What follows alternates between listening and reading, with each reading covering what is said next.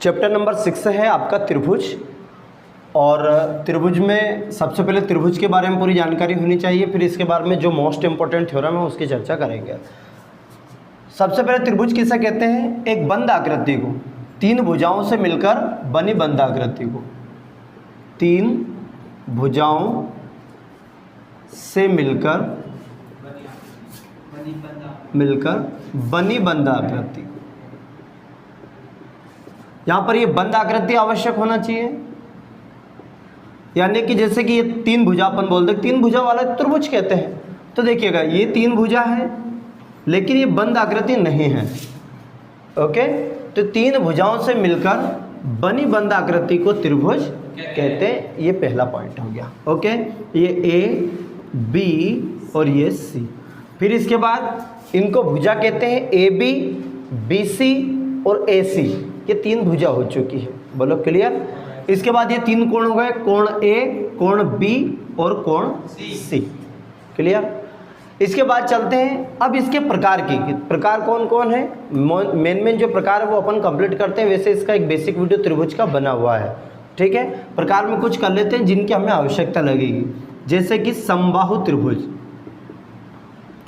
समबाहु त्रिभुज एक ऐसा त्रिभुज जिसकी तीनों भुजाएं समान हो और प्रत्येक कोण बराबर हो या तीनों कोण भी बराबर हो, समबाहु त्रिभुज कहलाता है। बोलो क्लियर। दूसरा है समद्विबाहु, ऐसा त्रिभुज, जैसे कि ये लिया मैंने, ऐसा त्रिभुज जिसकी दो भुजा बराबर हो, दो भुजा बराबर हो और बराबर भुजाओं के सम्मुख कोण भी बराबर हो, वो समद्विबाहु त्रिभुज कहलाते हैं। अर्थात या यूं कहूं कि ऐसे दो, मतलब ऐसा त्रिभुज जिसके दो कोण बराबर हो और दो कोणों की सम्मुख भुजा बराबर हो, दोनों एक जैसा ही है। बोलो क्लियर। यदि भुजा बराबर है तो उन भुजाओं के सम्मुख कोण बराबर होंगे और यदि कोण बराबर है तो उनकी सम्मुख भुजा बराबर होगी, ऐसा समद्विबाहु त्रिभुज क्या। अब ये दो भुजा कोई सी भी हो सकती है, ये ए बी और बी सी भी हो सकती है। अगला है विषमबाहु त्रिभुज। विषमबाहु त्रिभुज किस है? जिसकी तीनों भुजाएं असमान हो, तीनों भुजाएं बराबर ना हो, विषमबाहु त्रिभुज कहलाता है। अगला है समकोण त्रिभुज। समकोण त्रिभुज का मतलब क्या हुआ? ऐसा त्रिभुज जिसका एक कोण तो 90 डिग्री हो, एक कोण 90 डिग्री और शेष दो कोणों का योग 90 डिग्री हो, तो वो समकोण त्रिभुज 45-45 के हो सकते हैं, 30-60 के हो सकते हैं, अलग अलग कोई डिफरेंट वैल्यू हो सकती है, लेकिन एक कोण 90 डिग्री का होगा। बोलो क्लियर। जिसमें समकोण त्रिभुज में हम जानते हैं इसको लंब कहते हैं, इसको आधार और इसको कर्ण बोलते हैं। कर्ण सबसे बड़ी भुजा इसकी होती है। आगे न्यूनकोण त्रिभुज। न्यूनकोण त्रिभुज का मतलब है कि जिसके प्रत्येक कोण का मान 90 डिग्री से कम हो, उसे हम न्यूनकोण त्रिभुज कहेंगे। आगे कहेंगे अधिक कोण त्रिभुज। एक कोण का मान, जैसे ये लिया मैंने, ये एक कोण का मान लगभग मान लीजिए तकरीबन 110 या 100 कुछ ज़्यादा, एक कोण का मान 90 से ज़्यादा हो, एक कोण का मान केवल 90 से ज़्यादा हो तो अधिक कोण त्रिभुज। न्यून कोण में तीनों कोण का मान 90 से कम हो, जैसे मानने कि 50 और ये 60 रख दिया मैंने और ये 70 रख दिया, तो देखिए 7 और 5 12 120, 120 और 60 हो चुका है आपका 180। तो हिंदुस्तान का कोई सा भी त्रिभुज या विश्व का कोई सा भी त्रिभुज हुआ, उसके तीनों कोणों का योग 180 ही होगा। बोलो क्लियर। जैसे इसके समबाहु त्रिभुज, तो इसके तीनों कोण बराबर होंगे, तीनों कोण बराबर मतलब फिर 60-60 डिग्री के हो गए, तो 60-60-60 180 हो गया। बोलो क्लियर। यहाँ दो कोण कोई से भी दो बराबर हो गए, बाकी शेष कोण हो गया। ओके, जैसे 60-60 120, मान ली 70-70 140, तो दो कोण बराबर हो गए, 70-70 140, ये लिख दिया मैंने 70-70 140, बचा 40 डिग्री, तो ये 40 डिग्री आ गया, क्योंकि 180 ही होगा। ओके, ऐसे ही समकोण एक कोण का मान 90 दो, ऐसे न्यून कोण में प्रत्येक कोण का मान 90 से कम है तो न्यून कोण, और अधिक कोण में एक कोण का मान 90 डिग्री से अधिक कोण। ये हमारे त्रिभुजों की विशेषता हो गई। त्रिभुज का चैप्टर है और त्रिभुज के बारे में जानकारी हमारे पास होनी चाहिए। बोलो क्लियर। फिर यहाँ त्रिभुज की समरूपता की बात होगी। समरूपता क्या है, अब इस पर आते हैं हम। समरूपता नाम में ये सिमिलरिटी, सिमिलर मतलब एक जैसे हो, इसको इंग्लिश में सिमिलर बोलते हैं। समरूपता का मतलब देखिएगा समान रूप, जो रूप में कि अपन जैसे कभी कभी बोल देते ना, बच्चे की नकल वगैरह, चेहरा वगैरह उसके पिताजी जैसा लगता है कि ये तो इसके पिता पे गया या इसकी बुआ पे गया, मतलब रूप थोड़ा सा ऐसा लगता है कि कुछ एक जैसे हो।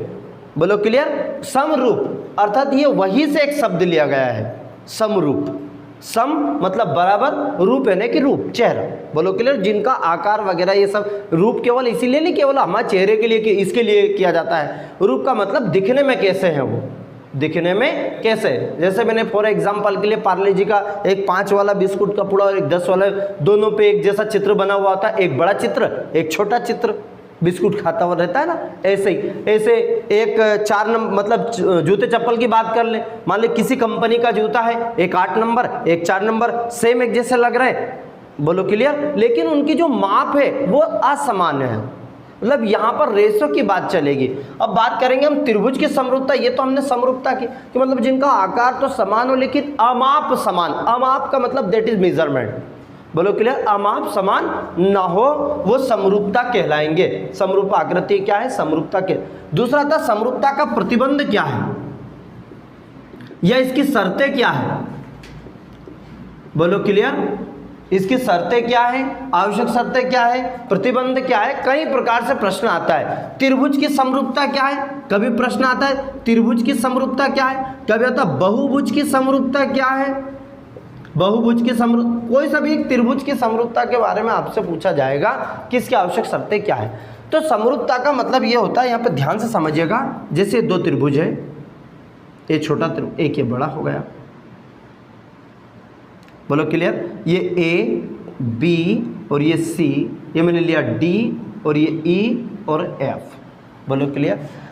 अब यदि 2 त्रिभुज समरूप होंगे, ये लाइन हर बार लिखना है आपको, इधर का रफ कर देता हूँ, ये हो गया होगा। देखिएगा, यदि 2 त्रिभुज समरूप होंगे या 2 बहुभुज समरूप होंगे या समरूपता के प्रतिबिंब, एक जैसी लाइन लिखनी। यदि 2 त्रिभुज समरूप होंगे, यदि पहला पॉइंट, उनकी संगत भुजाएं समान अनुपात में हो, समान अनुपात में होती, यही हो जाना चाहिए क्लियर। मतलब ये नहीं तो बड़ी दिक्कत आती है इसमें याद करने में, एक एक शब्द का मोल है इस पर। नहीं तो हमने सर मैंने पूरी लिखी थी, बस उनकी संगत भुजाएं बराबर लिख दी, बस कहीं फर्क पड़ा हो, पूरा ही गलत है वो, यदि आपने अनुपात नहीं लगाया। अभी यहाँ बताऊंगा अनुपात और बराबर में अंतर। बोलो क्लियर? उनकी संगत भुजाएं समान अनुपात में हो या समानुपाती हो, जैसा आपको शब्दावली में मिले, समानुपाती हो। बोलो क्लियर? कितने आए समझ में? क्या लिखा? उनकी संगत भुजाएं समान अनुपात में हो या उनकी संगत भुजाएं समानुपाती हो। इसका मतलब क्या हुआ? अर्थात जैसे ये ए बी है तो ये डी ई का अनुपात बराबर बांटेगा ये, जैसे कि ए बी, जैसे मैं यहां लिख देता हूं, जैसे ए बी अनुपात डी ई, या मतलब ये वाली भुजा इसके अनुपात के बराबर होगी। दूसरा बी सी बटे ई एफ बराबर ए सी बटे डी एफ। इसको आप ऐसा भी लिख सकते हैं, ए बी बी सी सी ए, तो सी ए को एफ डी भी लिख सकते हैं, कोई परेशानी नहीं है। बोलो क्लियर? ये हमने निकाला। ये क्या हुआ? अनुपात का मतलब समझ में आया? उनकी संगत भुजाएं, जितनी भी भुजाएं वो समान अनुपात में होगी। मतलब समान अनुपात का मतलब होता है सिंपल सी भाषा में कि quantity is the different but ratio are equal. उनकी राशियां अलग अलग हो, लेकिन अनुपात बराबर हो। जैसे कि 2 व्यक्ति, एक के पास 50 रुपये हैं, एक के पास 100 रुपये है। बोलो क्लियर? 5 एक 5 दूनी 50 दूनी 100, 1/2 मतलब 2 गुना है इसके पास। और ये 2 व्यक्ति कंपेयर कर रहे हैं, ए और बी, एक दूसरे सी और डी। एक के पास यहाँ 500 रुपये हैं और एक के पास 1000 रुपये हैं। इनके पास भी 2 गुना ही है। देखिएगा, राशियां अलग अलग है लेकिन अनुपात बराबर है। इनको यदि बांटेंगे 50/100 तो 1/2 आ जाएगा, और 500/1000 तो भी 1/2। तो अनुपात क्या हुए? बराबर। इसका मतलब समझ में आया इस लाइन का मतलब कि भुजाएं समान अनुपात में हो नंबर 2 पॉइंट, यदि दो त्रिभुज समरूप होंगे तो उनकी संगत भुजाएं, उनकी संगत भुजा अनुपात में लिख दी, उनके संगत कोण बराबर होंगे। ये 2 लाइन याद करनी, हमेशा लिखना। संगत कोण का मतलब एंगल ए की वैल्यू एंगल डी के बराबर होनी चाहिए, एंगल ए एंगल डी, और एंगल बी की वैल्यू एंगल ई के बराबर होनी चाहिए, बी और ई, और सी की वैल्यू एफ के बराबर होनी चाहिए। यस और नो? ए बराबर डी, बी बराबर ए। यहाँ पर अनुपात में नहीं है, यहाँ थोड़ा सा अंतर है, क्योंकि चाहे कितना भी बड़ा त्रिभुज हो, छोटा त्रिभुज हो, सभी के कोणों का योग 180 डिग्री होता है। कभी हमने कहा क्या कि बड़ा कोण है तो इसके कोण का मान ज़्यादा होगा? नहीं लिखा। कभी लिखते हैं क्या? हम सब में एक ही लिखते हैं। हम जानते हैं त्रिभुज के तीनों कोणों का योग 180 होता है। कभी ऐसा कहेगा कि जो बड़ा त्रिभुज होता है उसके कोणों का योग और ज़्यादा होता है? कभी लिखा क्या? नहीं। इसीलिए यहाँ समझिएगा, इस पॉइंट को समझिएगा कि कोण के लिए बराबर शब्द यूज किया। बोलो क्लियर? और भुजा के लिए अनुपात। हाँ, बड़े छोटे त्रिभुज इसलिए हो सकते हैं, मान लीजिए ये भुजा 4 सेंटीमीटर है भैया, ये 4 और ये 5 और ये 6। अब मैंने यहाँ लिख दिया ये बड़ा है तो 8, इसको 10 ले लिया, और ये 12। तो देखो 4 दूनी 8 डबल हो गया, 5 दूनी 10 डबल हो गया, 6 दूनी 12 डबल हो गया, 1/2 बराबर 1/2। मतलब भले राशि अलग अलग थी, बड़े छोटे थे, लेकिन उनका एंगल का जो मेजरमेंट इक्विवेलेंट आएगा, अर्थात कोण बराबर आएंगे। बोलो ऐसा है? ये समरूपता प्रतिबंध में हमें बहुत ज़्यादा इंपॉर्टेंट जरूरत लगेगी इस समरूपता प्रतिबंध के लिए। 6.1 में रिक्त स्थान दिया गया है, तो उस रिक्त स्थान में हम इस बेस पर आप कंप्लीट करेंगे। क्या इतनी बातें समझ में आ चुकी है? चलिए बढ़ते हम अगले क्वेश्चन की ओर। पहला है ऑब्जेक्टिव आपका कि सभी वृत्त होते हैं, तो आपको दिया सर्वांग सम कि समरूप। तो जो वृत्त होते हैं क्यों होते हैं समरूप, ध्यान समझिएगा। ये वृत्त है, इसकी सभी जो त्रिज्याएं होती सब बराबर होती है। एक वृत्त की सभी त्रिज्याएं समान होती है। ये दूसरे वृत्त की बात करें तो इस वृत्त की भी सभी त्रिज्याएं समान होगी। सभी क्या, ये से बाहर नहीं जाना चाहिए डायमीटर, ओके, सरकमफेरेंस से, परिधि से। अब ये वाले वृत्त, ये इस वृत्त का सभी वृत्त आपस में समरूप होते हैं। क्यों होते हैं? क्योंकि इस वृत्त की सभी त्रिज्याएं बराबर होगी, तो इस वृत्त की भी सभी त्रिज्याएं बराबर होगी, तो इनका अनुपात समान आएगा। और कोण का मान तो थीटा का मान 360 डिग्री ही आएगा। कोई सा भी वृत्त हुआ संपूर्ण यदि घूम रहा है तो 360 डिग्री होगा। तो सभी वृत्त होते हैं वेरी मोस्ट, तो आंसर आ जाएगा समरूप होते हैं वेरी मोस्ट। रिक्त स्थान इसलिए करवा रहे हैं, ओके। दूसरा है आपका सभी वृत्त होते हैं, तो आपको हमेशा लिखना है समरूप होते हैं। कभी ये घुमा के आता है कि सभी मतलब जो वृत्त होते हैं तो समरूप होते हैं, तो यस। बोलो क्लियर? सत्य सत्य काय में बजाय तो आपको कंप्लीट करना है। नेक्स्ट दिया सभी वर्ग होते हैं, सभी वर्ग ये देखिए 2 तरीके से आता है, सभी वर्ग समरूप और लिखा उनने सभी वर्ग होते हैं तो समरूप होते हैं। ये अपने को रिक्त स्थान में लिखना। सभी वर्ग समरूप होते हैं कैसे, ध्यान समझना आप। ये वर्ग है, अब चतुर्भुज में केवल वर्ग, ये वर्ग है और ये बड़ा वर्ग है। बोलो क्लियर? तो इसके प्रत्येक कोण का मान 90-90 डिग्री, चाहे छोटा त्रिभुज हो बड़ा बड़ा हो। बोलो क्लियर? प्रत्येक कोण का मान 90 डिग्री, ओके। दूसरा, यदि ये भुजा 4 4 4 4, ये अपना मान लीजिए 8 है 8 है 8 है 8 है, क्योंकि वर्ग की विशेषता क्या है? सभी भुजाएं बराबर। वर्ग की विशेषता है सभी भुजाएं बराबर होती है, सभी भुजाएं बराबर होती है, प्रत्येक कोण का मान 90 डिग्री होता है, ये विशेषता में। बोलो क्लियर? क्या लिखा? सभी भुजाएं बराबर होती है और प्रत्येक कोण का मान 90 डिग्री होता है, चाहे बड़ा वर्ग हुआ तो क्या ये समरूप हुए?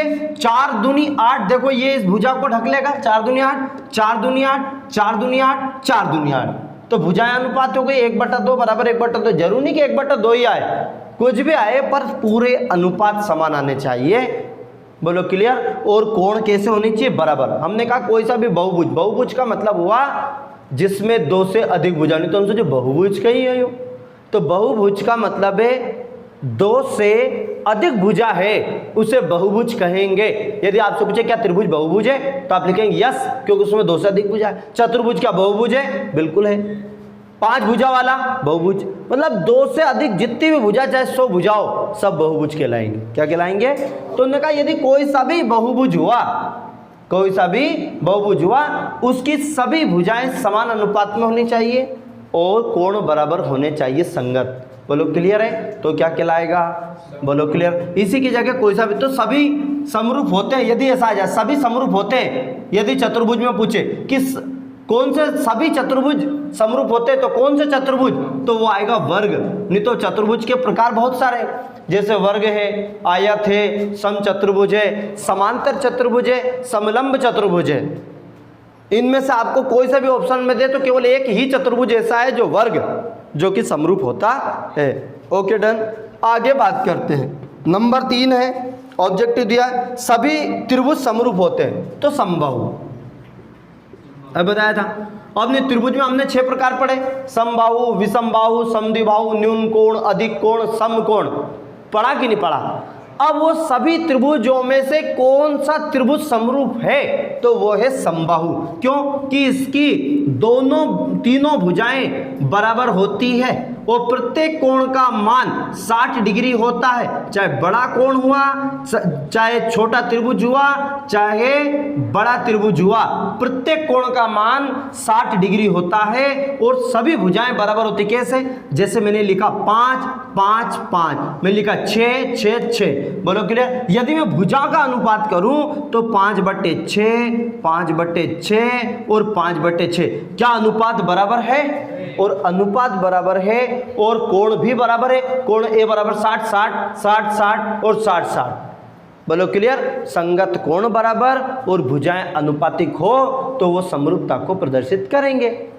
बोलो क्लियर है। एक एक लाइन पर आप यदि समझ लिए तो फिर आपको कोई दिक्कत परेशानी नहीं आएगी।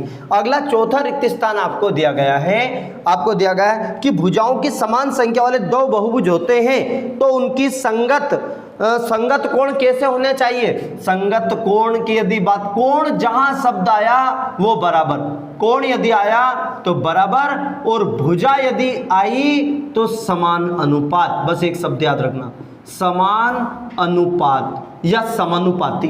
बात एक ही है, समान अनुपात या समान। भुजा आई तो समानुपाती लिख दो इस चैप्टर में। बोलो इन दिस चैप्टर। इस चैप्टर में यदि भुजा आती है तो समान अनुपात, ओके। और यदि क्या आता है, कोण आते हैं तो बराबर। बस एक चीज का विशेष आपको ध्यान रखना है, ओके। ये हमारा ऑब्जेक्टिव है कंप्लीट, ओके, जिसमें से 6.1 में ये दिए समरूप आकृति। समरूप आकृति के बारे में पढ़ चुके हैं हम, ओके। अब इसमें आपको दी गई है, क्या बताइए इनमें चतुर्भुज समरूप है या नहीं। 1.5 और दिए गए कि नहीं इस दी गई आकृति में संगत कोण बराबर नहीं है। देखिएगा ध्यान से, हमने क्या लिखा है कि कैसा होनी चाहिए आकृति, चतुर्भुज। अब देखो सीधा सा दे दिया उन्होंने, आपने सोचे खाओ सर ये तो बराबर दिया है, ये भुजा का मान तो 1.5 1.5 1.5 ये सब दिया है। मैंने दिया है क्या, एक यहां पर उनने वर्ग दिया है, ये दिया है सम, ये आपको दिया है समचतुर्भुज। नाम है इसका, ध्यान समझना, समचतुर्भुज। कि सर कहाँ लिखा था, आपने कैसे बताया। समचतुर्भुज का मतलब वर्ग और समचतुर्भुज में थोड़ा सा अंतर ध्यान से समझ लो। ये वर्ग है, वर्ग मतलब चारों भुजाएं बराबर, तो सर इसकी भी तो चारों भुजाएं बराबर है। देखिए 3 सेंटीमीटर दिया है क्या ये, हाँ यह वैल्यू आपको 3 सेंटीमीटर दी है, 3 3 3। अब 1.5/3, ये 1.5/3, तो 1.5 दूनी 3, 1/2 होता है। ध्यान से, 1.5 दूनी 3 कैसे होता है, 1.5 दूनी 3, वही देखिए 1.5 एकम 1.5, 1.5 दूनी 3, 1.5 तिया 4.5, 1.5 का पहाड़ा तुमने याद नहीं करा पर होता है वो तो, ठीक है। इधर देखिएगा, ये दशमलव हटा के आप 15 ऐसा भी कर सकते हैं, तो आप ढूंढते फिरो 1.5 का पहाड़ा और मिलेगा नहीं आपको। 15/3 दशमलव ये, तो 15 एकम 15, 15 दूनी 30 ऐसे करोगे तो 1/2 ही आ जाएगा, ओके।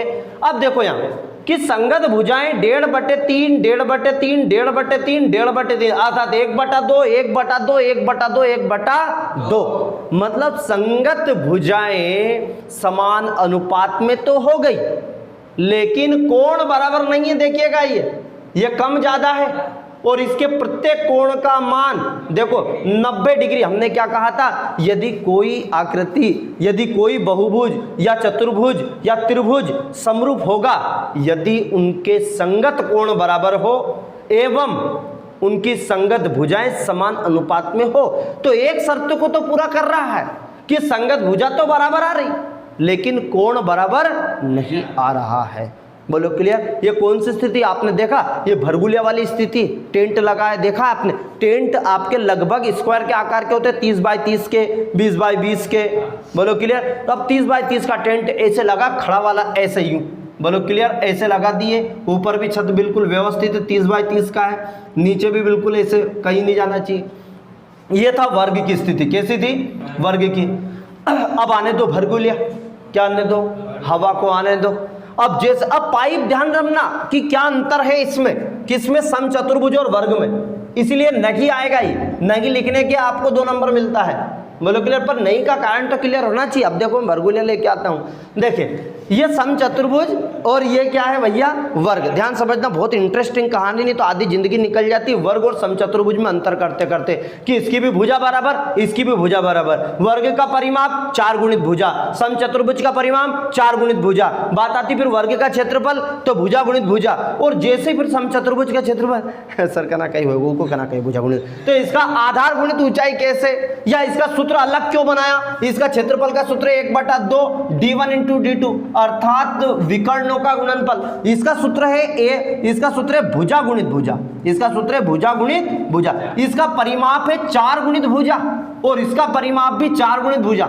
मतलब वर्ग ही समचतुर्भुज था भरगुलिया न आने से पहले। भरगुलिया आने के बाद परिणाम चेंज है। अच्छा कैसे, देखिएगा, समझो। टेंट पे था, मैं यहाँ वर्ग बना दिया, भैया आने दो भरगुलिया, गर्मी का सीजन, बोलो क्लियर। अब ये यहाँ पे था, यहाँ खूंटी बांध देते, अपनी याद हो तो ये ऐसे बांध देते ताकि कहीं जाए नहीं, बिल्कुल बांध देते ऐसे। अब फिर भी एक खील उखड़ जाने दो एक तरफ का, बोलो क्लियर। तो ये वाला भाग, नीचे वाला तो कोई जमीन से जाएगा नहीं, वहीं का वहीं टिका रहता है। जमीन कहाँ उठ के जा रही है, ऊपर वाला जाएगा। अब कैसे, देखिए ये यहाँ से जो छूटा तो इधर जाने दो, तो ये ऐसा चला गया। ये थोड़ा कम भरगुलिया, नहीं तो नीचे कहीं जिमने वाला भी है, थोड़ा कम लेके आ जाओ, जितना आप ला सकते, जरूर नहीं है। तो भरगुलिया कैपेसिटी के ऊपर है कि उसका कोण कितना होगा, नहीं तो हम लिखते हैं इसका कोण तो 90। सर समचतुर्भुज के प्रत्येक कोण का मान कितना होता है, तो डिपेंड करेगा कितने जम के भरगुलिया आया है। जितनी जोर से आएगा उतना ये दब जाएगा और कम हो जाएगा और ये बढ़ जाएगा। जितना कम आएगा उतना ये वैल्यू बढ़ती जाएगी। बोलो क्लियर। तो कंफ्यूजन का काम होना नहीं चाहिए। देखिए कैसे, समझो ध्यानपूर्वक। हुआ क्या भाई, भरगुलिया आने दो, इधर यहाँ तक, ये इधर पहुंच गया, तो इधर से आया, रुको रुको रुको रुको रुको, तो इसने एक ने यहाँ पकड़ लिया आके, बोलो क्लियर। तो ये बराबर, क्योंकि यहाँ भी पाइप लगा रहता, याद हो तो पाइप। हाँ, ये गांव में जितने भी सब, ये गांव क्या शहर वाले भी देखे होंगे, पर शहर वाले क्या इस चीज में ज्यादा इंटरेस्ट नहीं लेते, वो रेडीमेड काम कर लेते हैं। कैसे, वो परवारा किसी को टेंट वाले को दे दिया, पंगत वाले को रसोई दे दी, रसोई वाले को काम करने का दे दिया, सजाने वाले अलग आ गए, मेहंदी लगाने वाले अलग आ गए, मतलब सबके काम बटे रहते हो, किसी को सूझ नहीं पड़ता कौन तो टेंट लगाता कौन नहीं लगाता। पर गांव में जहां तक उम्मीद है, अब ऐसा रहता है टेंट भी अपन खुद लगाते हैं, बोलो क्लियर। सब काम अपन ही करते हैं, मतलब पारंगत होते हैं, वो सब काम खुद ही करते हैं। वो तो रसोइयों को तो अब लेके आ गए। पहले की जो शादियां हुआ करती ना आपके दादाजी के समय, रोटी भी वो खुद बनाते थे, नाचने का काम भी खुद करना, रोटी भी खुद के हाथ से बनाना, टेंट भी लेके आना, गाड़ी धर के गाड़ी पे, ये उस समय की बात है, बोलो क्लियर। ये आपको बता रहा हूँ। अब कहीं ये सब काम रेडीमेड हो गया है यार, ऐसा। चलिएगा आगे चलते हैं। अब भाई हुआ क्या कि ये इधर जाने दो, तो ये भरगुलिया यहाँ रख लिया, तो ये पाइप इसमें फंसा हुआ था, ये मतलब ऐसा करके ऐसा हो गया, ये आने दो भरगुलिया। अब ये तो जमीन की सतह है ही सही। अब हुआ क्या कि पाइप कोई बड़ा छोटा हुआ क्या भरगुलिया आने से, क्या अक्सर नहीं हुआ।